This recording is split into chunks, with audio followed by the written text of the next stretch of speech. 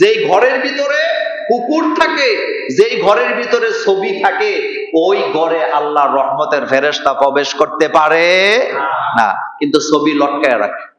আমি এক ঘরের ভিতরে যাই, দিই দেয়ালটা যত বড়, রবি ঠাকুরের এত বড় একটা ছবি লটকায় রাখছে।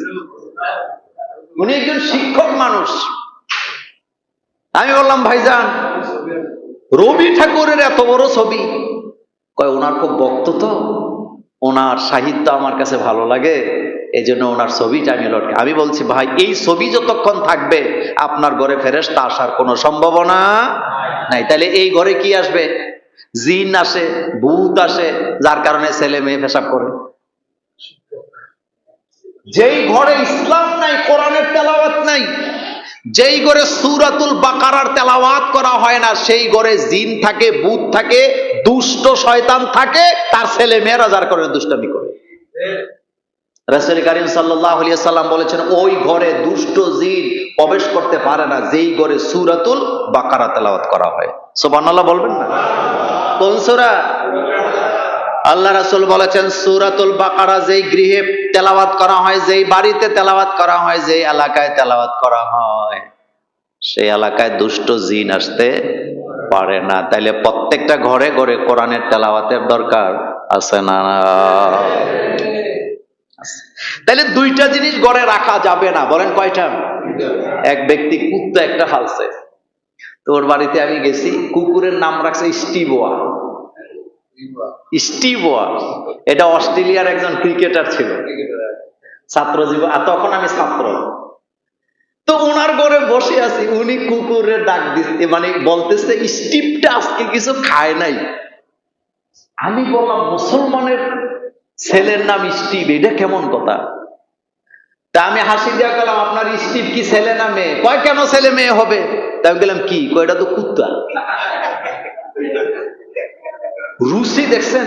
রুচি, মানুষের রুচি হয় এমন। এখন বলে দেয় এই মাসালাটা, কুকুর পালা নাজায়েজ না, বাড়ি পাহারা দেওয়ার জন্য। কি? বাড়ি পাহারা দেওয়ার জন্য, ফসলের জমি পাহারা দেওয়ার জন্য, এলাকা পাহারা দেওয়ার জন্য কুকুর পালার মধ্যে কোনো দোষের কিছু। কিন্তু এটাকে বুকে লিয়ে ঘুমানো, কিছু কিছু পাশ্চাত্যের মেয়েরা আছে বিয়া করে না, কুত্তার লগে ঘুমায়। এই কথাগুলো সত্য না মিথ্যা? আপনি মানুষের রুচি কত বিকৃত হলে, মানে তারা আবার ফতুয়া কি দেয় জানেন? কয় পুরুষরে যদি বিয়ে করি তারা বেইমানি করে, কষ্ট দেয়, গায়ে হাত তোলে, এই জন্য কুত্তারে বিয়ে করে রাখছি, কুত্তা আমার সাথে বেইমানি করবে না।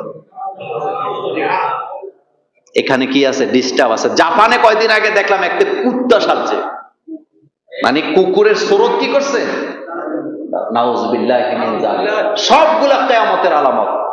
কিসের আলামত? আল্লাহর সৃষ্টিকে বিকৃতি করা যায়। তো যাই হোক, আমি এই হাদিসের আলোচনাটা এখানে শেষ করলাম। তাহলে ঘরের ভিতরে কয়টা জিনিস রাখা যাবে না? একটা হলো কাল কুকুর, আরেকটা কি? সূরাত, ছবি। কি রাখা যাবে না? লটকায়া রাখা যাবে। এখন ফতুয়া সাহেবের যে মোল্লা ভাই মোবাইলের ভিতরে যেটা আছে সেটা, এই ব্যাপারে আরেকদিন লম্বা একটা আলোচনা দেব। তবে মোবাইলে যেটা আছে এটা ছবি নয়, এটা হলো ইমেজ। বলেন এটাকে কি বলে? টিপ দিবেন নাই, আয়নার সামনে যেটা দাঁড়ান, এটা আর মোবাইলের জিনিসটা সেম। আপনি টিপ দিলে এটার কোনো কি নেই, অস্তিত্ব নাই। কিন্তু যেটা ছবি, সূরাত, যেটাকে কি করা হয়? কাগজের উপরে অঙ্কন করা হয়, অথবা যে কোনো পদ্ধতিতে কাগজের উপরে যেটা করে লটকায়, এটা হলো ছবি। এটা রাখা কি নাই? জায়েজ নাই। এই হাদিসের আলোচনা শেষ। এখন আমরা জানবো, এই পৃথিবীতে কিছু মানুষ আছে, তাদের সাথে শয়তানের কোনো পার্থক্য নাই। কথা কি বুঝতেছেন? তাদের সাথে শয়তানের কি নাই?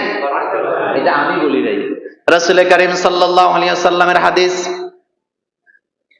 আন জাবির রাদিয়াল্লাহু তাআলা আনহু قال قال رسول الله صلى الله عليه وسلم لا تأكلوا بالشمال فإن الشيطان। আল্লাহ রাসূল সাল্লাল্লাহু আলাইহি ওয়াসাল্লাম বলেন, হযরতে জাবের রাদিয়াল্লাহু তাআলা হাদিসটি বর্ণনা করেছেন। আল্লাহ রাসূল বলেছেন, খবরদার তোমরা বাম হাতে কোনো কিছু খাবা না। লা তাকুলু বিশিমাল ফা ইন্নাশ শাইতানা ইয়াকুল। রাসূল বললেন খবরদার বাম হাতে কোনো কিছু খাবা না।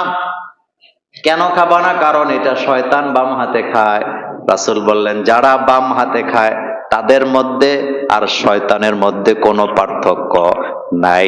একটা হলো শয়তান জিন শয়তান, আরেকটা হলো শয়তান মানব জাতির শয়তান। একটা হলো মানুষ শয়তান, আরেকটা হলো জিন শয়তান। আমার জীবনে আমি বহু অনুষ্ঠানে গেছি, বহু বড় লোকের কাছে আমি দেখছি তারা বাম হাতে খায়। এটা ফ্যাশন। এটা কি? আপনার ডান হাতে আপনি যদি মাজুর হন, কি হন? ডান হাতে যদি কোনো সমস্যা থাকে তাহলে বাম হাতে খাওয়ার মধ্যে দোষের কিছু নাই।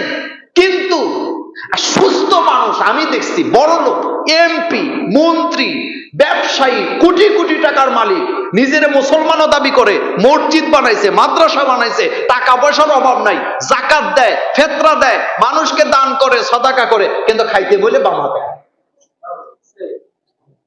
কথা তো রেকর্ড হয়, নাম বলবো না। কিছুদিন আগে এক এমপি সাহেবের সাথে খাইতে বসে, উনি নাকি হাতে খাইতে পারে না, উনি জীবনেও হাতে খায় নাই, উনি নাকি চামচ দিয়ে গুতায় গুতায় খায়। তো খাওয়ার নমুনা দেখলাম, দুই হাতে দুইটা চামচ লইয়া গুতায় গুতায় খাইতেছে।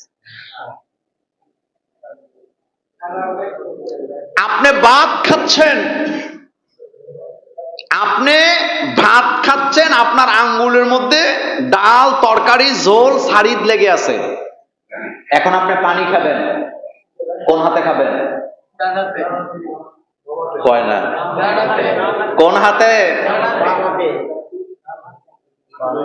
এই ভুলটা 90% মুসলমানেরা করে। হাতের মধ্যে ঝোল লেগে আছে, উনি বাম হাতে পানিটা খেয়ে ফেলতেছে। আরেকজনকে উনি দিচ্ছে সাইদারি কইরা, উনি বাম হাতে দিয়ে দিচ্ছে। এটা সুন্নতের খেলাফ, এটা করা যাবে।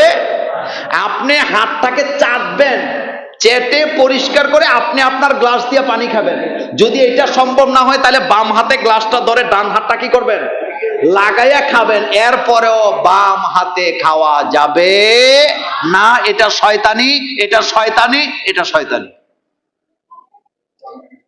এই জন্য রাসূল কারীম সাল্লাল্লাহু আলাইহি ওয়াসাল্লাম বলেছেন লা তাকুলু বিশিমালি, খবরদার বাম হাতে খাওয়া যাবে না। ফা ইন্নাশ শাইতানা ইয়াকুলু ওয়া ইয়াশরাবু বিশিমাল। রাওয়াহুল মুসলিম। সহিহ মুসলিমের 5383 নম্বর হাদিসে রাসূল কারীম সাল্লাল্লাহু আলাইহি ওয়াসাল্লাম বলেছেন খবরদার বাম হাতে কোনো কিছু খাওয়া যাবে না, এটা শয়তানের কাজ, এটা শয়তানি, এটা শয়তানি। আজকের পরে কোনো কিছু বাম হাতে খাবো না, রাজি আছি না? নাই। কিন্তু নিজেরা বাম হাতে খায়, বাচ্চারা বাম হাতে কিছু খালি ধমকি মারে। মাঝে মাঝে আশ্চর্য হই, সেটা কি জানেন? বাচ্চাদেরকে ধমকি দেয়। আচ্ছা, ছোট্ট বাচ্চা যে অ্যাডাল্ট হয় নাই, নাবালক, সে যদি বাম হাতে খায় তার কোনো গুনাহ হবে? তার কি কোনো শরীয়ত আছে? তবে ডান হাতটা শিক্ষা দিবেন। ডান হাতটা কি হতে পারে জন্মগত ভাবে কিছু কিছু লোকের বাম হাতটা আগে চলে, বাম পাওটা কি আগে চলে, কিন্তু রাসূল শিক্ষা দিয়ে গেছে ডান পা আগে চলবে, ডান হাত আগে চলবে। সবকিছু ডান দিক থেকে না বাম দিক থেকে? বরকত কি ডান দিকে থাকে না বাম দিকে থাকে? মাঝে মাঝে আমি বলি, খাইতে বসছি, কারো বাসায় আমাকে দিছেন দাওয়াত, আপনারা এই রকমের খাইতে বসছি, 10 জন বসছি। বসার পরে আনফরচুনেট হোক বা যেভাবে হোক আমি বসছি বাম দিকে, আর ডান দিকে একজন সাধারণ লোক বসছে। এখন যিনি খাদিমদারি করতে আসে উনি কয়েক হুজুরে আগে দে, বরকত হবে, বলে কি বলে না? এখন আপনাদের কাছে আমার প্রশ্ন, বরকত কি হুজুরের কাছে না ডান দিক থেকে? এটা বলেছেন মুহাম্মদ রাসূলুল্লাহ সাল্লাল্লাহু। তবে একটা হাদিসে আসছে, অন্য হাদিসে আছে যে কোন ব্যক্তি যদি কি হয়, এমন পার্সন হয়, আল্লাহওয়ালা ব্যক্তি অথবা সে খুব নামি দামি ব্যক্তি, এই রকমের ব্যক্তি যদি হয়, তাহলে তাকে আগে দেওয়ার মধ্যে দোষের কিছু নাই। তবে অরিজিনালি সুন্নত হলো কোন দিক থেকে? ডান দিকে যে বসবে সে আগে পাবে, বাম দিকে যে বসবে সে কি পরে পাবে। তবে খাবারের জন্য তাড়াহুড়া করা যাবে না। এই হাদিসে আমার আলোচনা শেষ। তাহলে আজকে জানলাম বাম হাতে খাওয়া কি, বাম হাতে কাউকে কোনো কিছু দেওয়া কি যাবে না। হযরত আনাস রাদিয়াল্লাহু তাআলা আনহু বলেন, আমি 10 বছর রাসূলের খেদমত করছি। কয় বছর? 10 বছর। রাসূল কোনোদিন আমাকে ধমকি দিয়ে কথা বলে নাই, অর্ডার করে নাই, এটা দাও না কেন, এটা করো না কেন, এটা করলা না কেন। একদিনও রাসূল আমাকে এটা বলে নাই। এই জন্য আপনার ঘরে যদি কাজের মেয়ে থাকে, খাদেম থাকে, যত্রতত্র আপনি তারে গালি দিয়েন না। আমি দেখছি অনেক বড় লোক 2 বালতি কাপড় দিয়া, কয় বালতি? 7 বছর 8 বছরের বাচ্চা পরের বাসায় কাজ করে, দরিদ্র লোক, দরিদ্রতার কারণে 2 বালতি কাপড় দিয়া বাথরুমের দরজা লাগায় কয় যতক্ষণ ধুইতে পারবি না ততক্ষণ বাইর হইতে পারবি না। তো তুই কোন জায়গার নবজাদা নসরুল্লাহ খা, তুই এক বালতি কাপড় ধুইয়া দেখ না কষ্ট কাকে বলে। রাসূলের খাদেম ছিলেন, কিন্তু রাসূল খাদেমকে কখনো কষ্ট দেয় নাই। আম্মা জান আয়েশা সিদ্দিকা রাদিয়াল্লাহু তাআলা আনহা বলেন, আল্লাহ রাসূল জীবনে কোনোদিন তার খাদেমের গায়ে, তার স্ত্রীদের গায়ে কোনোদিন হাত তোলে নাই। সুবহানাল্লাহ, আস্তে কোন। মা আয়েশা বলেন, আল্লাহ রাসূল কোনোদিন খাদেমের গায়ে আর তার স্ত্রীদের গায়ে কি করে নাই? হাত তোলে। পিডাইয়া সামরা তোলে কাজের মেয়ার। বাংলাদেশের মানব অধিকার কর্মী, নারীবাদের নারী নেত্রী কাজের মায়াকে পিডাইয়া জেলখানায় গেছে, এই রকমের ঘটনা বাংলাদেশে নাই। 3 দিন আগে প্রেস ক্লাবের মধ্যে কি বলে বক্তৃতা দিতেছে নারী অধিকার নিয়ে, এরপরে মানুষের অধিকার নিয়ে, কর্মচারীর অধিকার নিয়ে। 3 দিন পরে কাজের মায়ারে পিডাইয়া জেলখানা। এরা হলো নারীবাদী, নিজেদেরকে প্রগতিশীল বলে, আসলে এরা প্রগতিশীল না, এরা হলো দুর্গতিশীল। এরা থাকে যেখানে দুর্গতি থাকে, এরার যেই ঘরে জন্ম হয় ওই ঘরে দুর্গতি।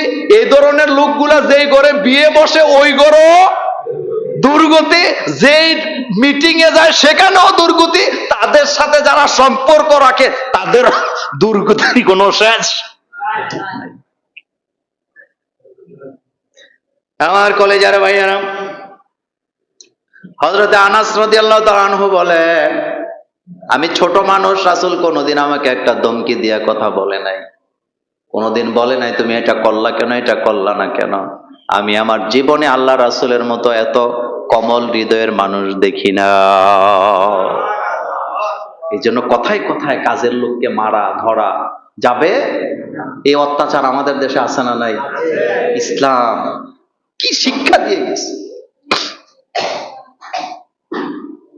এরপরে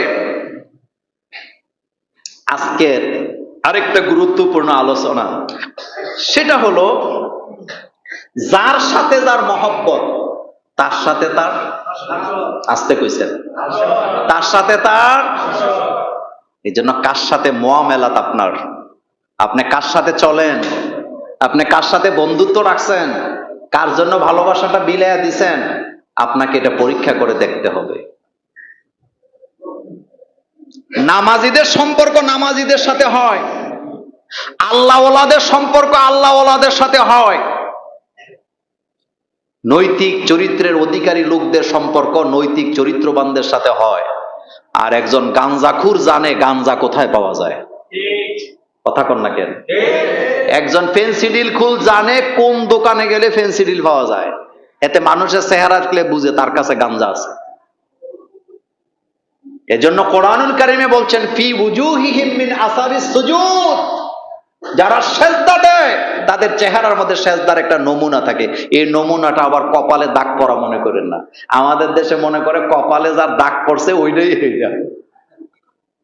ফি উজুহিহিম মিন আসারিস সুজুদের ব্যাখ্যায় এসছে আমার কলেজার ভাইয়েরা, লোকটা যে নামাজি, তার লেনদেন, তার কথাবার্তা, তার আচার আচরণ, তার মুআমালাত, কার সাথে সে চলে, কার সাথে তার ভালোবাসা, এটা দেখলেই বোঝা যাবে লোকটা নামাজি। সুবহানাল্লাহ পড়েন। এটা দেখলেই বোঝা যাবে লোকটা কি নামাজি। তার উঠা বসা, তার মুআমালাত, তার চরিত্র, তার আচার আচরণ দেখলে বোঝা যাবে। ফি উজুহিহিম মিন আসারিস সুজুদ, এটা সেজদার নমুনা। এই জন্য দেখবেন এলাকার মহল্লার নামাজি লোকদের সম্পর্ক থাকে ইমামের সাথে। কথা কি ঠিক বললাম?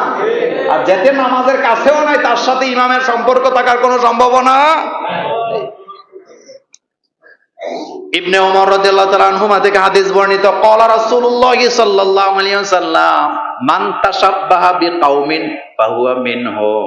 রাসূল করিম সাল্লাল্লাহু আলাইহি ওয়াসাল্লাম বলেন, যার সাথে যার মহব্বত তার সাথে তার হাসর। বলেন, যার সাথে যার মহব্বত তার সাথে তার হাসর। আপনি যাকে দুনিয়াতে ভালোবাসতেন, যার সাথে চলতেন, যার সাথে মুআমালাত, যার সাথে উঠা বসা ছিল, যার সাথে আপনার হৃদয়ের ভালোবাসা ছিল, কিয়ামতের ময়দানে আপনি যখন দাঁড়াবেন তাকায় দেখবেন তারা আপনার কাছেই আছে। এজন্য বন্ধুত্ব কারে বানাইছেন? আলেমের সাথে আপনার সম্পর্ক নেই, আলেম হইলে আপনার শত্রু। বুঝবেন আল্লাহ আল্লাহ রাসূলও আপনার কি শত্রু। ইসলামের সাথে আপনার দুশমনী বুঝবেন কিয়ামতের ময়দানে।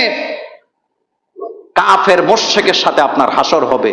আপনি কখনো ইসলামপন্থীদের সাথে কিয়ামতের ময়দানে দাঁড়াতে আমতাজুল ইয়াউমা আইয়ুহাল মুজরিমুন। কিয়ামতের ময়দান আলাদা করে দেওয়া হবে। আল্লাহ বলবেন মুমিনরা একদিকে যা, কাফেররা আরেকদিকে যা, আলাদা হয়ে যা। আলাদা করার পদ্ধতিটা দেখেন। আল্লাহ জিজ্ঞেস করবেন, তোমরা কি সবাই নামাজ আদায় করেছো? চিল্লান দিয়ে সবাই বলবে আমরা নামাজি। আল্লাহ বলবেন অরকাও মার রকিন, নামাজি যদি হয়ে থাকো রুকু দিয়ে দেখাও। যারা নামাজ পড়তো না সেদিন ধরা পড়বে, তাদের মেরুদণ্ড সোজা হয়ে থাকবে, বাঁকা করে রুকু দিতে পারবে না। কিন্তু আপনারা যারা নামাজ আদায় করেছেন, আপনাদের জন্য রুকুটা সহজ করে দিবেন কে? সুবহানাল্লাহ। এই জন্য সিদ্ধান্ত নিবেন ভালোবাসাটা কার জন্য রাখছেন। ইমামের পিছে নামাজ পড়ে ঠিক, ইমাম যদি হক কথা বলে ইমামরে পছন্দই করে না। 10 বছর যে ইমামের পেছনে নামাজ আদায় করছে, ইমাম যখন আল্লাহর জমিনে আল্লাহর দিন কায়েমের ওয়াজ করে, হেতে গোপনে যে পুলিশের কাছে রিপোর্ট দেয়, হুজুর কিন্তু মকদল করে তারে ধরো, এমন বেঈমান মুসল্লিও আমার দেশে আছে না? না। যে ইমামের পেছনে 10 বছর নামাজ আদায় করলা, রুকু দিলা, সেজদা দিলা, ইত্তেবা করলা, সেই ইমাম যখন আল্লাহর জমিনে আল্লাহর দিন কায়েমের কথা বলে, তখন ইমাম সাহেবটা শত্রু হয়ে যায়। কথা কি ঠিক বললাম? তা হাসরটাও তোমার তাদের সাথে হবে তুমি যার সাথে মুআমালাত করো, তুমি যাকে ভালোবাসো, আল্লাহি রাসূল বলেছেন তার সাথে তোমার হাসর। গাজাখুরের হাসর হবে গাজাখুরের সাথে, নামাজিদের হাসর হবে নামাজিদের সাথে, বেপর্দা মহিলাদের হাসর হবে বেপর্দা নারীদের সাথে, আর পর্দানিশীন নামাজি নারীদের হাসর হবে আয়েশা খাদিজা রাদিয়াল্লাহু তাআলা আনহুমাদের সাথে।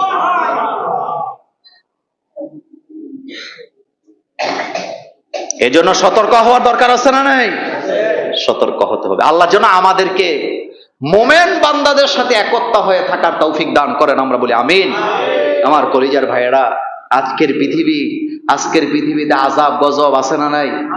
আছে। অনেকে দোয়া করতেছে বৃষ্টির জন্য, আল্লাহ তুমি বৃষ্টি দাও। কিন্তু দোয়া কবুল হবে, দোয়া কবুল হওয়ার জন্য কিছু শর্ত আছে না নাই? দোয়া কবুলের কিছু শর্ত আছে। তা আজকে আমি এই অবস্থা আপনাদেরকে একটা কথা বলি, সেটা আল্লাহর সাহায্য পেতে হলে 3টা গুণ অর্জন করতে হবে। বলেন কয়টা? আপনি যদি সর্বক্ষেত্রে আল্লাহর সাহায্য অর্জন করতে চান, তাইলে কয়টা গুণ অর্জন করতে হবে? 3টা। আমার কলেজার ভাইয়ারা, 1 নাম্বার, আল্লাহর কাছ থেকে যদি আপনি সাহায্য পেতে চান, আপনাকে মোমেন হওয়া লাগবে। মোমেনের বিকল্প কিচ্ছু নাই। ঈমানকে ঠিক করা লাগবে। আল্লাহ কোরআনে বলছেন ওয়ালা তাহিনু ওয়ালা তাহজান ওয়া আনতুমুল আ'লাউনা ইন কুনতুম মুমিনিন। চিন্তার কোনো কারণ নাই, দুশ্চিন্তা করো না, টেনশন করো না, পেরেশানি হইও না। তোমরা যদি মোমেন হও, আমি আল্লাহ তোমাদেরকে সাহায্য করব। ওয়াদা কার? ইন্নাল্লাহা ওয়াদাকুম ওয়াদাল হক। আল্লাহ বলেন আমি যে ওয়াদা করি আমার ওয়াদা সত্য। এজন্য আল্লাহর কাছ থেকে যদি সাহায্য পেতে চায়, আগে ঈমানকে কি করতে হবে? মজবুত। গীবত মহামারী আকারে চলছে, গালাগালি মহামারী আকারে চলছে, আমানতের খেয়ানতদারি মহামারী আকারে চলছে। আপনি যদি খোঁজ নিতে থাকেন, আমি মোল্লা নাজিম আপনাকে লিখে দিয়ে দিলাম, আমি শুদ্ধ। আপনি যদি খবর নেন, তাহলে লাখে একজনকেও সঠিকভাবে আমানতদারিতে পাওয়া যায় না। সেই যুগে এখন আমরা আছি না? না। আমানতের খেয়ানত হচ্ছে জায়গায় জায়গায়, কথায় কাজে কেন? আপনি একটা কথা কাউকে বলছেন, ভাই কথাটা কারো কাছে বললো না, এটা তোমার কাছে আমানত, 10 মিনিট পরে বলে দেন। কথা কি ঠিক বললাম? আমানতের খেয়ানত হচ্ছে কিনা? তাহলে বোঝা গেছে ইমান কি নাই, ঠিক নাই। ইমান ঠিক নেই। ইমান ঠিক থাকলে আপনি কখনো এই কাজ করতে পারবেন না। আমার কলেজার ভাইয়েরা, আল্লাহ রাব্বুল আলামিন বলছেন, আল্লাহমুখী হও, আল্লাহর কাছে সাহায্য চাও। নিজের মুমিনের বৈশিষ্ট্য হলো, আল্লাহ রাব্বুল আলামিন বললেন মুমিনের বৈশিষ্ট্য হলো আল্লাহর কাছে তারা চায়। আর আল্লাহ পাক বলছেন উদউনি আস্তাজিব লাকুম, আমার বান্দারা যখন আমাকে ডাকে আমি অবশ্যই আমার বান্দার ডাকে সাড়া দে। আল্লাহ যদি আমাদের ডাকে সাড়া না দিতেন আমাদের উপায় ছিল না। তাহলে 1 নাম্বার গুণ, আল্লাহর কাছে সাহায্য চাইতে হলে কয়টা গুণ অর্জন করা লাগবে? 3টা। তার মধ্যে প্রথম হলো ইমানকে কি করা লাগবে? ঠিক করা। লা ইলাহা ইল্লাল্লাহু মুহাম্মাদুর রাসূলুল্লাহ সাল্লাল্লাহু আলাইহি ওয়াসাল্লাম, আমানতু বিল্লাহি ওয়া মালাইকাতিহি ওয়া কুতুবিহি ওয়া রুসুলিহি ওয়াল ইয়াউমিল আখির ওয়াল কদরি খাইরিহি ওয়া শাররিহি মিনাল্লাহি তাআলা ওয়াল বাসি বাদাল মাউত। 2 নাম্বার গুণ, সাহায্যটা চাইতে হবে নামাজের ভিতরে। 5 ওয়াক্ত নামাজ নাই, মাঝে মধ্যে জুমার নামাজ পড়ে। কথা কি শুনতেছেন?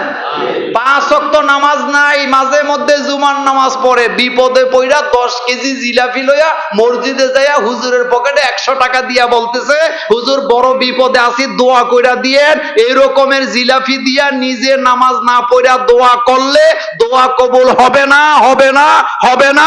এটা মোল্লার কথা নয়, এটা আল্লাহর কথা। আস্তাঈনু বিস-সাবরি ওয়াস-সালাত, আল্লাহ বলতেছে সাহায্য চাও নামাজের মাধ্যমে। মোল্লার কথা না, আল্লাহর কথা। সাহায্য চাও কিসের মাধ্যমে?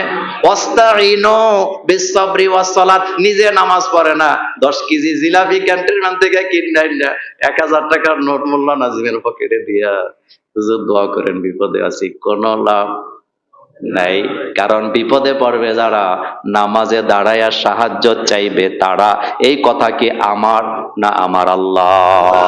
সূরাতুল বাকারা আল্লাহ বলছেন ওয়াস্তাঈনু বিস-সাবরি ওয়াস-সালাত, বান্দারে সাহায্য চাও নামাজের মাধ্যমে, সাহায্য চাও নামাজের মাধ্যমে। ওয়াস্তাঈনু বিস-সাবরি ওয়াস-সালাত, ধৈর্যের মাধ্যমে, নামাজের মাধ্যমে আমার কাছে সাহায্য চাও, আমি আল্লাহ অবশ্যই তোমাকে সাহায্য করব।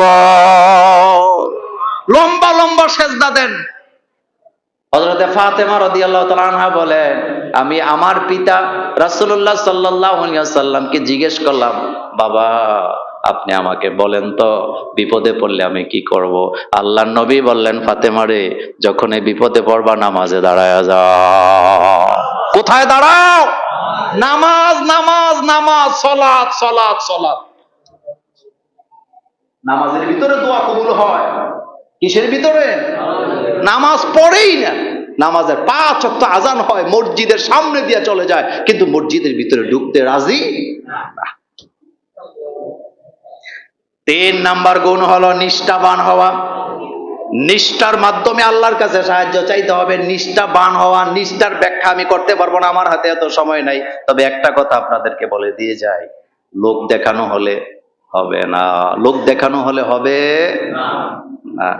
আমার কথায় কেউ মাইন্ড খাইয়েন না, কষ্ট পাইয়েন না। নামাজ পড়তেছেন বৃষ্টির জন্য, কিসের জন্য? কিন্তু নামাজের সামনে 110টা ক্যামেরা, এটা কাটতে দিও, এটা আবার ফসার করো না, বিপদে ফেলাইবা। আপনি সাহায্য চাচ্ছেন আল্লাহর কাছে, লোক দেখানো হতে পারে। প্রচার করা আমি নিষেধ করি না, নাজায়েজ বলি নাই, কিন্তু বিষয়টা যদি হয় লোক দেখানো কেন্দ্রিক, তাহলে এই ইবাদত কি কবুল হবে? ওয়ামা উমিরু ইল্লা লিয়াবুদুল্লাহা মুখলিসিনা লাহুদ্দিন। ইখলাসের সাথে চাইতে হবে, ইখলাস থাকা লাগবে আপনার মধ্যে। ইখলাস, ইখলাস। দান করতে হবে ইখলাসের সাথে, সাহায্যটা চাইতে হবে ইখলাসের সাথে, যা কিছু করবেন আপনার মধ্যে ইখলাস থাকতে হবে। সব কাজ কাকে খুশি করার জন্য? আল্লাহকে খুশি করার জন্য। এই নিষ্ঠার মাধ্যমে যদি আপনি সাহায্য চাইতে পারেন, এই 3 ধরনের গুণ যদি আপনার মধ্যে থাকে, আপনাকে সাহায্য করবেন কে? আর এই 3টা গুণ নবীদের ভিতরে আছে না? না, নবীদের ভিতরে ছিল। আমার কলিজার ভাইয়েরা, এই যে গরম, গরম তো আপনারা দেখছেন, এটা তো কিছু না। গরম মূলত আসে জাহান্নাম থেকে। কোত্থেকে আসে? ইন্না জাহান্নামা কানাত মিরসাদা। জাহান্নামের শাস্তির কথা কোরআন হাদিসের ভিতরে 1000-এর 1 ভাগও আল্লাহ বলে নাই। কারণ রাসূল বলছেন জাহান্নামের সব শাস্তির কথা যদি দুনিয়ার মানুষকে জানানো হয়, মানুষগুলা মানসিক রোগী হয়ে যাবে। এই জন্য আল্লাহ কোরআনে বলছে ইন্না জাহান্নামা কানাত মিরসাদা। জাহান্নাম হলো একটা গোপন ফাঁদ। সুবহানাল্লাহ পড়ে। জাহান্নাম হলো একটা গোপন ফাঁদ। আপনি গোপন ফাঁদ কারে কয়? যেই জায়গার খবর শিকার জানে না, শিকার। আচ্ছা, যেই জায়গায় ফাঁদ পাচ্ছেন আপনি, শিকার যদি জানতো এই জায়গায় ফাঁদ আছে, সে কি ধরা দিত? আর আল্লাহ কোরআনে বলছেন ইন্না জাহান্নামা কানাত মিরসাদা লিত্তাগিনা মাআবা লাবিসিনা ফিহা আহকাবা লা ইয়াযুকুনা ফিহা বারদা ওয়ালা শারাবা। আপনি তো পত্রিকায় পড়তেছেন, সোশ্যাল মিডিয়াতে দেখতেছেন হিটস্ট্রোকে মানুষ মারা যায়, কিন্তু জাহান্নামের ভয়াবহের কথা তো আমরা জানি না। জাহান্নাম এত ভয়ানক হবে, আল্লাহ বলছেন এটা গোপন ফাঁদ, এই জায়গায় তোরা যাইস না, এটা বড় কঠিন জায়গা, এই জায়গায় গেলে শান্তি নাই। লা ইয়ামুতু ফিহা ওয়ালা ইয়াহইয়া। সেখানে মরারও সুযোগ নাই, সেখানে বাঁচারও কোনো সুযোগ নেই।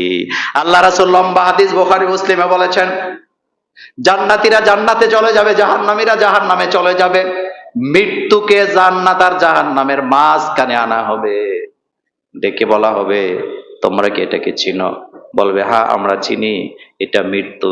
এবার আল্লাহ রব্বুল আলামিন জান্নাত আর জাহান্নামের মাঝখানে মৃত্যু দিয়া দিবেন কে? আল্লাহর ক্ষমতা চিন, মৃত্যুকে কি দিবে?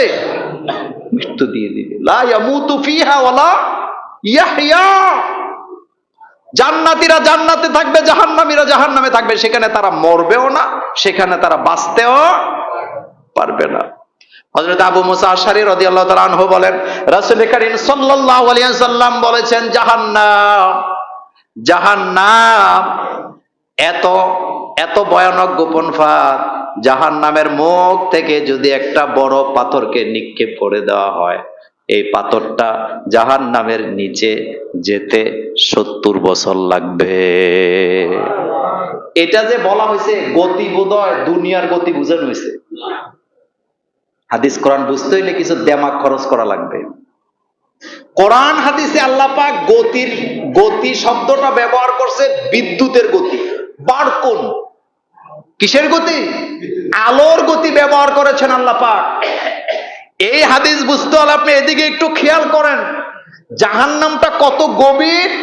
বলা হয়েছে জাহান্নামের মুখ থেকে যদি পাথর ছুঁড়ে দেওয়া হয়, আর এটা যদি আলোর গতিতে নিচের দিকে যেতে থাকে, যেতে যেতে যেতে যেতে সময় লাগবে 70 বছরের উপরে।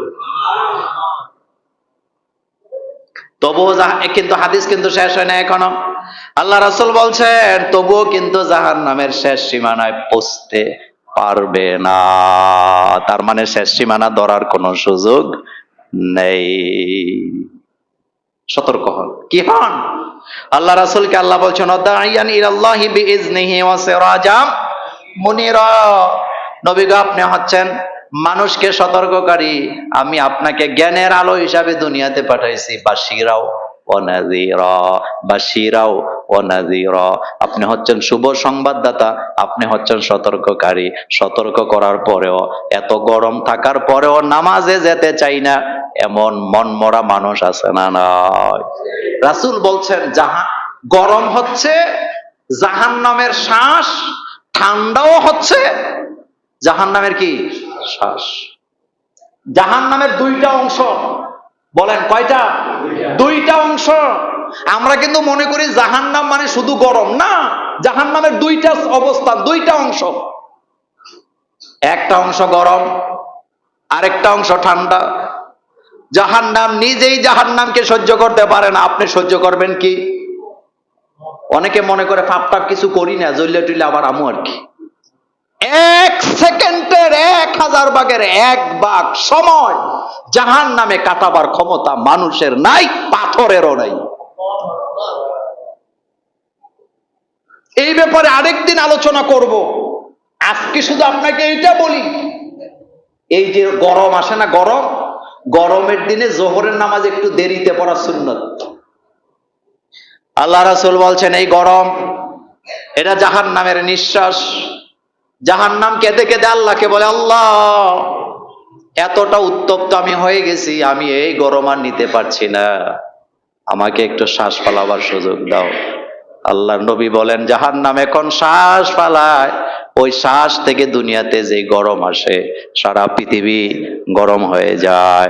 যার কারণে বাগানের ভিতরে, কাঁচা গাছের ভিতরে গরমের কারণে আগুন জ্বলে যায়, মানুষ হিট স্ট্রোক করে মারা যায় কি যায় না। সতর্ক হওয়া লাগবে। বলেন কি হওয়া লাগবে? আমাদের বাংলাদেশে, আমি জানি না, আমাদের বাংলাদেশে নাকি একজন অফিসার আছে। কি অফিসার? কথা কন নাকি? মাথা ঠিক আছে? মাথা ঠিক আছে? আচ্ছা আপনি বলেন তো, এরকমের 5,000 হিট অফিসার যদি বাংলাদেশে নিয়োগ দেওয়া হয়, জনগণের কি লাভ? কথা কন না কেন? হিট অফিসার দিয়ে হিট কমানো যাবে? হিট দেয় কে? তো তোর মাথার মধ্যে কি ঘিলু আছে বেটা? আবার হিট অফিসার বুদ্ধিজীবী, বুদ্ধি দিতেছে বাংলাদেশের সাধারণ মানুষকে, রিক্সাওয়ালা, ঠেলাওয়ালা, দিন মজুর যারা, তাদেরকে বুদ্ধি দিতেছে ইংরেজিতে। কেউ কিছু বুঝছেনি তোর কথা। সাংবাদিকেরা জিজ্ঞাসা, আপনি বলেন তো এখন কি করা দরকার? ছাতা লইয়া বাইরে, তো এটা তো আমরাও জানি, ছাতা লইয়া যে বাইরে তো এটা আপনি জানেন না, আমি জানি না। সব বুদ্ধিজীবী হয়, নিজে গরমে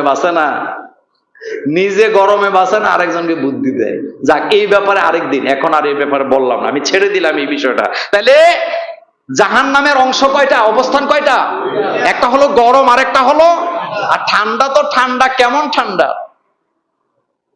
ঠান্ডাটাও আসে জাহান্নাম থেকে, যে অংশটা ঠান্ডা, এত ঠান্ডা জাহান্নাম আল্লাহর কাছে প্রার্থনা করে, বলে আল্লাহ আমি আর পারছি না, এত ঠান্ডা সহ্য করতে পারি না, আমি শ্বাস ফালাই। সেই ঠান্ডা যখন পৃথিবীতে আসে, পৃথিবীর মানুষ সেটা বরদাস্ত করতে পারে না।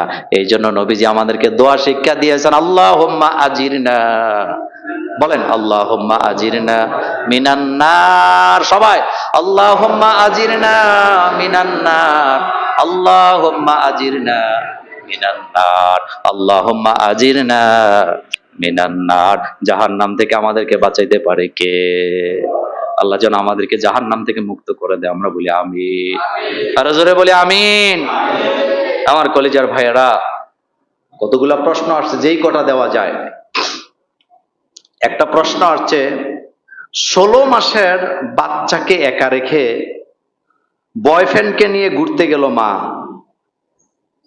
এটা কি মা না অন্য কিছু?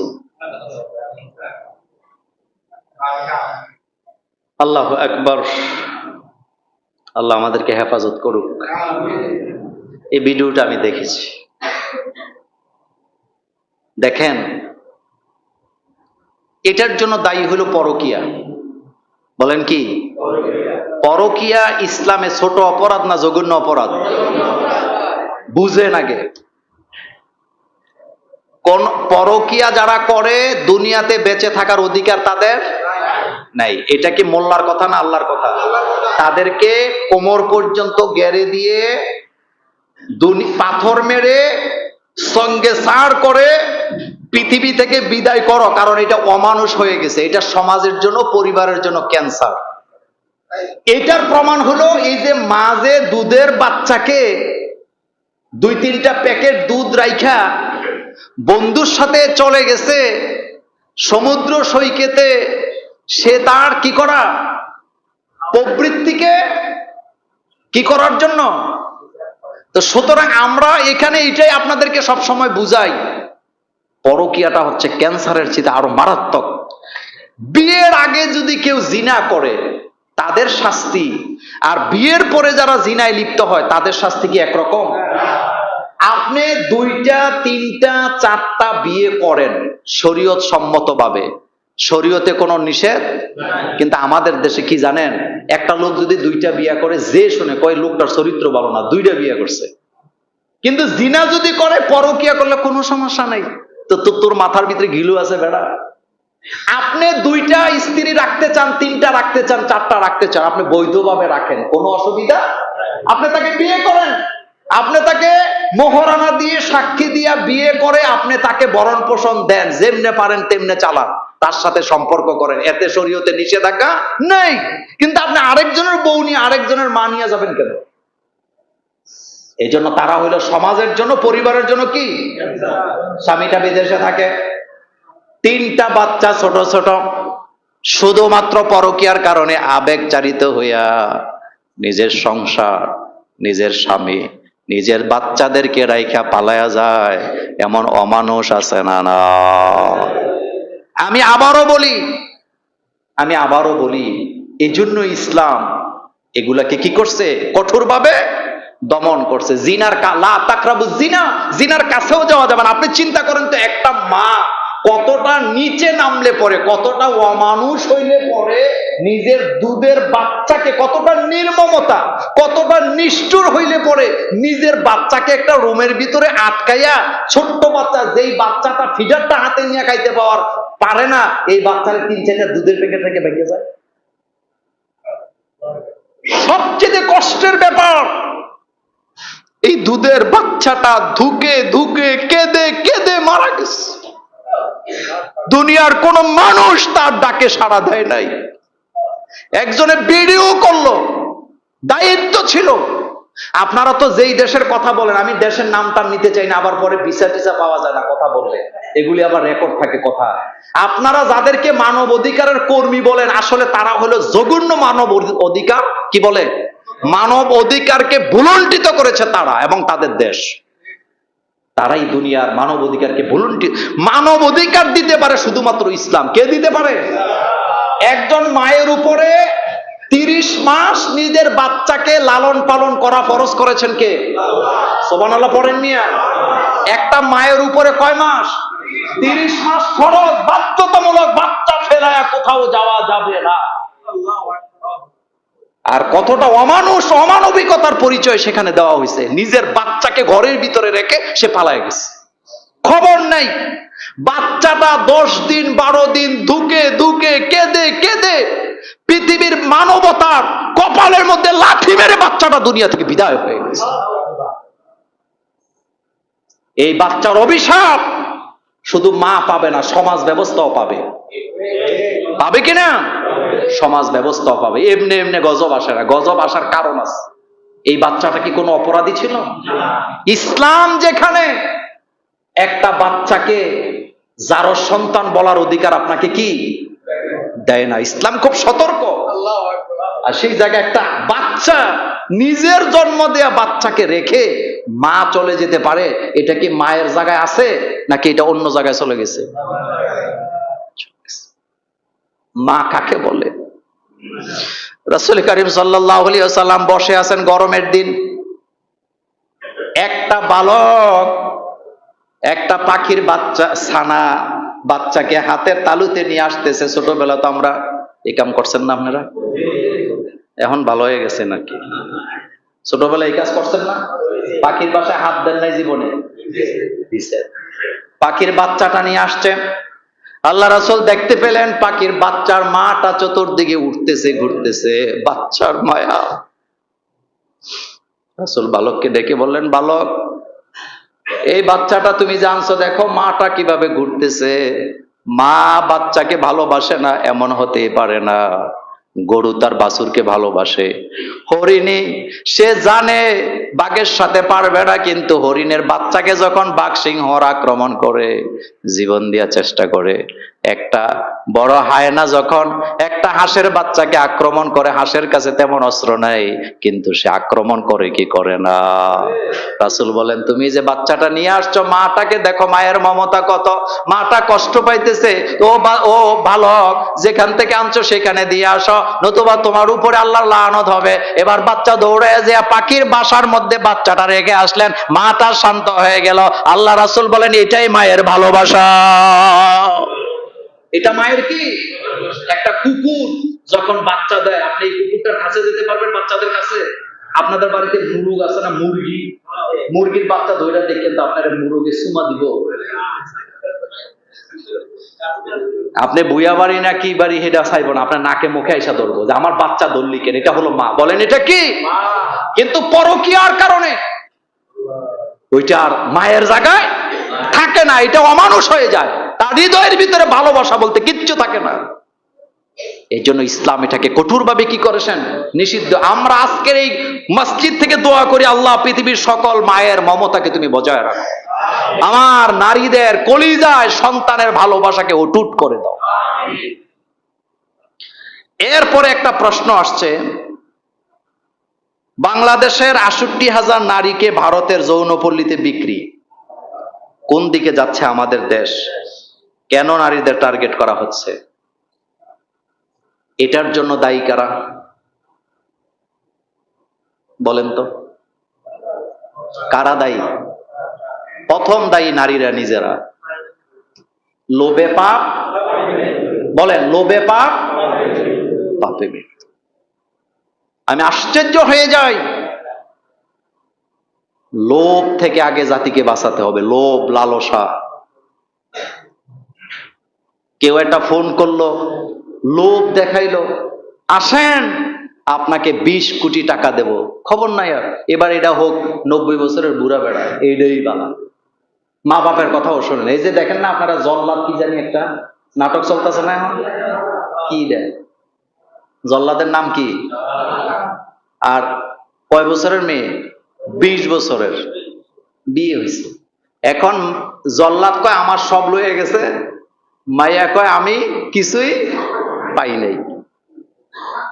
এটা একটা পেতনা চলতেছে এখন। কি চলতেছে? ফেতনা চলতেছে। এই যে আমি জানি না ৬৮,০০০ নারী ভারতে বিক্রি হয়েছে কিনা, তবে হয়েছে কিছু না কিছু। কি এটার জন্য লোভ দায়ী। লোভ, লোভ, লালসা।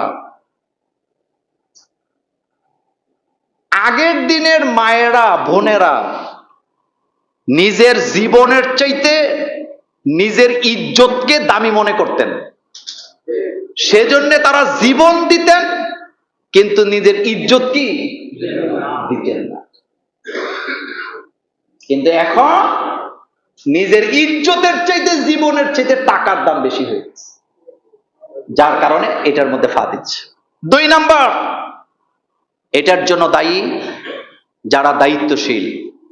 আমাদের একটা বর্ডার আছে না? কথা কন না কেন? বর্ডার আছে না? এয়ারপোর্ট আছে না? বিদেশ কে যায়, বর্ডার কারা পার হয়, এটাকে আমি আর আপনি জানি না, যারা দায়িত্বে আছে তারা জানে। একবার যদি চিন্তা করতো তারা যে এই গেট দিয়ে যে মেয়েগুলা যাচ্ছে, এটা আমার মেয়েও হতে পারে, অমুক অন্যের মেয়ের সাথে যেটা ঘটে এটা আমার মেয়ের সাথেও ঘটতে পারে কি পারে না, এই চিন্তা যদি থাকতো, তাহলে লোভ লালসায় কখনো তাদেরকে যেতে দিত না।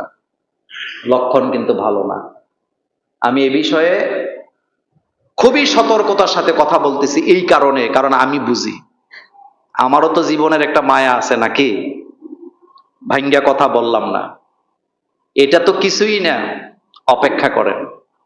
পরাধীনতা একদিনে আসে না, পরাধীনতা একদিনে আসে না, এটা যুগের পর যুগ, যুগের পর যুগ আস্তে আস্তে আসে। একটা জাতিকে পরাধীনতায় বশ করতে হলে তার সংস্কৃতি, তার কৃষ্টি, তার কালচার, তার শিক্ষা ব্যবস্থা সবকিছু ধ্বংস করার পরেই তাকে পরাধীন বানানো যায়। আল্লাহ যেন এই জাতিকে হেফাজত করেন। আমি আমার বোনদেরকে বলবো, সতর্ক হও, তোমাদের বিদেশ যাওয়ার দরকার নাই, প্রয়োজনে বাংলাদেশে ভিক্ষা করে খাও, বাংলাদেশে প্রয়োজনে কাজ করে খাও। বাংলাদেশের হাজার হাজার পরিবার আছে কাজের লোক পায় না, তুমি কাজ করে খাও, তোমার ইজ্জতকে তুমি হেফাজত করো, তুমি নিজের জীবনটাকে ধ্বংস করে দিও না, দিও না। কারণ তারা যে কতটা ভয়ানক, তাদের কাছে তাদের মা বোনও নিরাপদ না। তারা টাকা আর নেশা, তারা টাকা আর নেশার জন্য এই কাজগুলা করে। বাংলাদেশ থেকে হাজার হাজার মেয়েকে পাচার করা হয়েছে বিদেশে নিবে বলে। কয় কিচ্ছু লাগবে না, টাকা আমার। তোমার তো এটা তো বোঝা উচিত যে ওই লোকটা আমাকে ফ্রি বিদেশ নিবে কেন, অল্প টাকায় নিবে কেন? বিমান ভাড়া 60,000, তোমার 30,000 দিয়ে নিয়ে নেব। তুমি এই লোভে পড়ো কেন? এজন্য আমাদের দেখেন, কষ্টের কথা বললে আপনারা আবার কি কর। পৃথিবীর সকল দেশ যখন বিজ্ঞানী, শিক্ষাবিদ, ডক্টর, ডাক্তার তৈরি কইরা বিভিন্ন দেশে আমদানি করে, আর আমরা তখন কাজের মাইয়া সাপ্লাই দেই। কথা কি ঠিক বললাম? বিছনা চাদর কেমনে বিছাইতে হয়, আলু ভর্তা কেমনে বানাইতে হয়, এগুলো তো কাজের মাইয়ার কাজ। মিয়া, এটা কি আমাদের মা বোনদের কাজ? আমি আফসোস করে অনেক সময় বলি, আপনারা বলেন যে এটা তো একটা শিক্ষা। কি শিক্ষা এটা? আমাদের মা চাষিরা বোধহয় রান্না টান্না ভালো পারতেন না। আমার মা 30 রকমের পিঠা, আরো বেশি পিঠা বানাইতে পারতো। আমার মা যে কত রকমের পিঠা বানাইতো, আমার বউ তো অর্ধেকও পারে না। তা আমার মা কোন বিশ্ববিদ্যালয় থেকে শিখছে এটা? কথা কি শুনতেছেন আপনারা? বুঝতেছেন? পারিবারিক শিক্ষা সবচেয়ে গুরুত্বপূর্ণ শিক্ষা। এজন্য ডাক্তার বানায়া বিদেশে পাঠান, ইঞ্জিনিয়ার বানায়া বিদেশে পাঠান, দেশ নিয়ে গর্ব করা যাবে। বিছনার চাদর আর আলু ভর্তা বানায়া কাজের মেয়ে সাপ্লাই দেওয়া যাবে, জাতি নিয়ে গর্ব করা যাবে না। একটা প্রশ্ন আসছে, এটা বলে আমি শেষ করব, সময় নেই। একটা প্রশ্ন আসছে, শায়েখ আহমদুল্লাহকে তাহিরি হুজুর বলল উনি নাকি আবহাওয়া বার্তা শুনে বৃষ্টির প্রার্থনার নামাজ পড়ছে। এটা, এই প্রশ্নের উত্তর কি দিব? আমি দেখেন, প্রথম কথা হচ্ছে, দেখতে নারে যারে চলন বাঁকা, বলেন না আপনারা আমার সাথে, দেখতে নারে যারে চলন বাঁকা। আপনি যদি আমারে পছন্দ না করেন, আপনার হাঁটাও আমার পছন্দ হবে না। আপনি যদি আমাকে পছন্দ না করেন, ভালো না বাসেন, আমার হাসিও আপনার কাছে ভালো লাগবে না। আপনি যদি আমাকে পছন্দ না করেন, আমার হাদিয়াও আপনার কাছে পছন্দ হবে না। এখন তাহির হিসাব হয়তো কোনো কারণে শায়েখ আহমদুল্লাহকে পছন্দ করে না, কিন্তু দুইজন দুই অঙ্গনে কাজ করে, এতে কোনো সন্দেহ নাই। আচ্ছা, আমি আপনাদেরকে একটা কথা বলি। শায়েখ আহমদুল্লাহ হাফিজাহুল্লাহ, বাংলাদেশের জন্য তার বিশাল একটা অবদান আছে না নাই? চিন্তাও করতে পারবে না তার অবদান কি পরিমাণ। বাংলাদেশের লক্ষ লক্ষ মানুষের কর্মসংস্থানের ব্যবস্থা করেছেন শায়েখ আহমদুল্লাহ। অসংখ্য দরিদ্র পরিবারকে অসংখ্য অটোরিকশা, রিক্সা কিনে দিয়েছেন শায়েখ আহমদুল্লাহ। অসংখ্য পরিবারকে ঘর বাড়ি তৈরি করে দিয়েছেন। অসংখ্য রোগীকে চিকিৎসা দিয়েছেন শায়েখ আহমদুল্লাহ। এবং যেখানে বন্যা, সেখানে তার যেতে কোনো দেরি নেই। আমি নিজেই আশ্চর্য হয়ে যাই, এত তাড়াতাড়ি সে প্রস্তুত হয় কিভাবে। বন্যা যেখানে, শায়েখ আহমদুল্লাহ সেখানে চলে যায়। যেখানে দরিদ্রতা, সেখানে সে চলে যায়।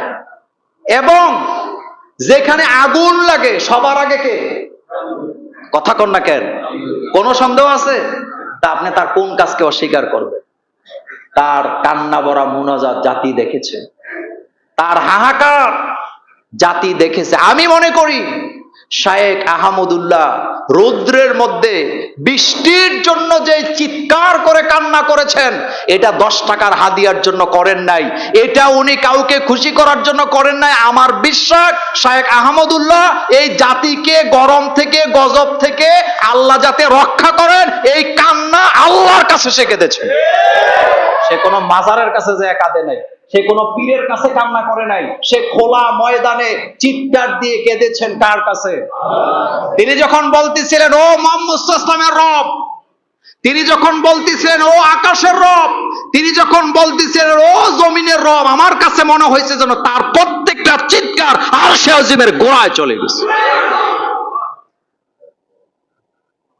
সুতরাং আপনি কাউকে পছন্দ করেন না, তাকে নিয়ে আপনি কথা বলার কোনো অধিকার।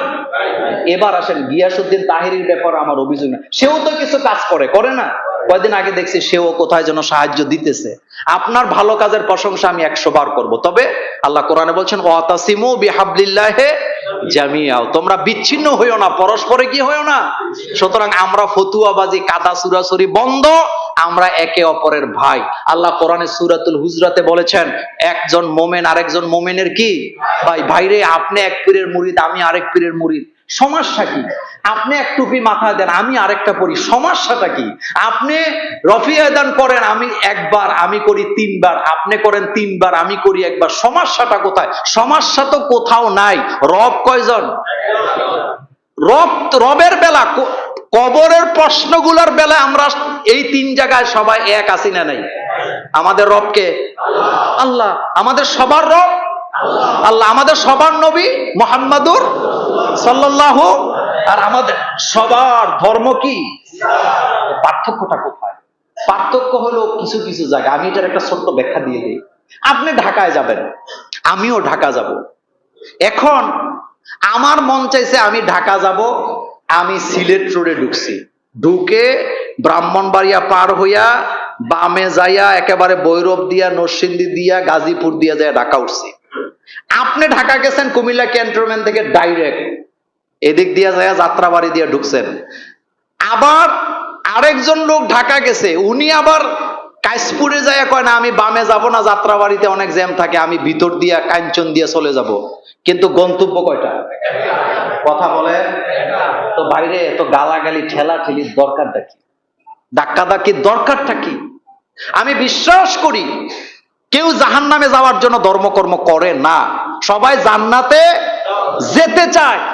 নিজেদের মধ্যে গালাগালি না করে বরং নিজেকে আয়নার সামনে দাঁড়া করাইয়া নিজেদের ভুল ভ্রান্তিগুলা খুঁজে সংশোধন করা, এটাই মুমিনের প্রথম কাজ। আল্লাহ যেন আমাদেরকে কবুল করেন, আমরা বলি আমিন, আর জোরে বলি আমিন। এরপরে লাস্ট কথা, একটু দেরি হয়ে গেছে, অনেকগুলো প্রশ্ন তো আমি সবগুলো দেব না, লাস্ট একটা প্রশ্ন দেই। এটা হলো, আগে ছিল মাওলানা, এখন হতে চায় সিনেমার নায়ক, তার আসল উদ্দেশ্য কি? হৃদয়ের খবর কে জানে? আমি তার হৃদয়ের খবর কি জানি, তবে আমার কোনো মন্তব্য নাই। তবে একটা কথা আমি বলি, এই ছেলের জন্য আমার খুব আফসোস হয়। আমি ফেসবুকে ঢুকে দেখলাম সে আমার ফ্যান লিস্টেও আছে। সে যখন বক্তা ছিল, তবে শোনেন, হেদায়েত এটা আসে, এটা চলে যায়। কোরআনুল কারিমে আল্লাহ আমাদেরকে দোয়া শিখাইছে, রব্বানা লা তুজিগ কুলুবানা বাদা ইয হাদাইতানা। দেখেন দোয়াটা, আল্লাহ একবার যখন হেদায়েত দিছো, তুমি আমাকে আর গোমরা করে, তাহলে বোঝা গেল হেদায়েত পাওয়ার পরেও মানুষ গোমরা হতে পারে কি পারে না? এই জন্য সবসময় সতর্ক থাকা লাগবে, সতর্ক থাকা লাগবে। জানি না সে কিভাবে কি হয়েছে, তবে আমি কিন্তু দোয়া করছি তার জন্য। সে কিন্তু চমৎকার তেলাওয়াত করে, সে একজন ভালো মানের ওয়াইজ তরুণ আলোচক। বাংলাদেশের তরুণ আলোচকদের জন্য আমার জীবন, কলিজা আমার, তাদের জন্য সব সময় আমার আছে। আমি বিশ্বাস করেন, আপনাদের এই মিম্বরে বসে আমি আমার আল্লাহকে সাক্ষী রেখে বলি, বাংলাদেশের যত তরুণ আলোচক আছে সবগুলো আমার কলিজা, কারণ তারা আমাদের ভবিষ্যৎ, তারা আমাদের কি? শোনেন, আপনি ক্যান্টনমেন্টে একটা আমের দোকান দিছেন, আপনি চিন্তা করেন না যে আরেকটা দোকান দিলে আপনার রিজিক চলে যাবে, বরং নিশ্চিত থাকেন আরেকটা দোকান দিলে আপনার আরো লাভ হবে। কারণ তখন মুরাদনগরতে লোকজন আইব যে ক্যান্টনমেন্টের মার্কেটে অনেক আমের দোকান, ওখানে বাছাই করে আনা যায়। যেই জায়গায় যেই মালের দোকান বেশি, সেই জায়গায় কাস্টমার কম না বেশি? যেমন বাবুরহাট, এটা কোনো প্রপার এলাকাও না, কোথায় নরসিংদীর কাছে একটা জায়গা। কিন্তু আপনারা যখন কাপড় চোপড় কিনেন, ওখানে যান কি যান না? কথা কন না কেন? ইসলামপুরে যান কি যান না? ইসলামপুরে কিসের দোকান? একটা দুইটা? তো মনে রাখবেন, বাংলাদেশে যত বক্তা হবে, আলেম হবে, হাফেজ হবে, ইসলামের দাওয়াতের কাজ তত কি বাড়বে, তত প্রসারিত হবে। এই জন্য আমি মনে করি প্রত্যেক বাড়িতে বাড়িতে হাফেজ দরকার, প্রত্যেক বাড়িতে বাড়িতে আলেম দরকার। কথা কি ঠিক বললাম?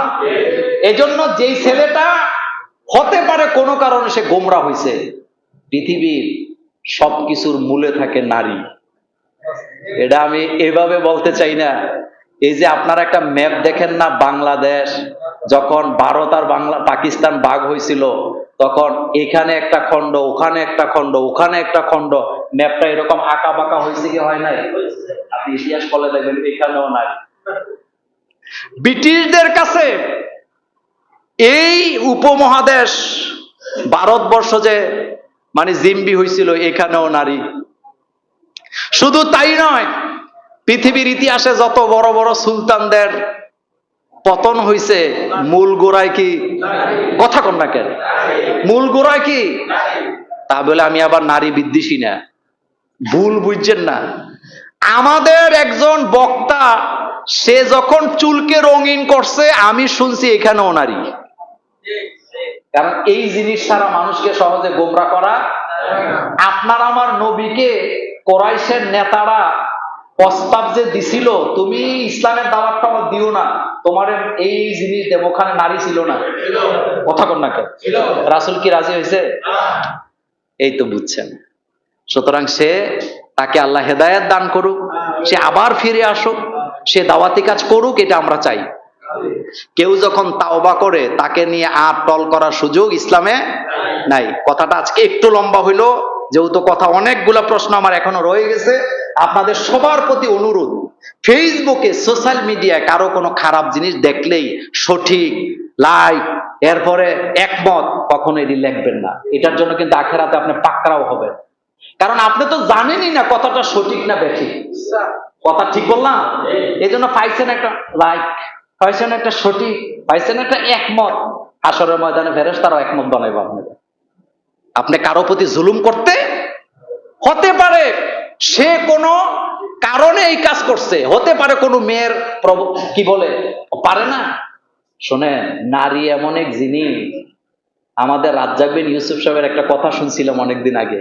উনি বলছে, তুমি মানে প্রেম করতে যাও মায়ের সাথে, আবার বলো বোরকা পইরা তোমার বান্ধবী আসে, তুমি মেয়েদেরকে চিনো নাই। মেয়েরা তোমারে পেছে ফালাইতে 1 সেকেন্ড লাগবে।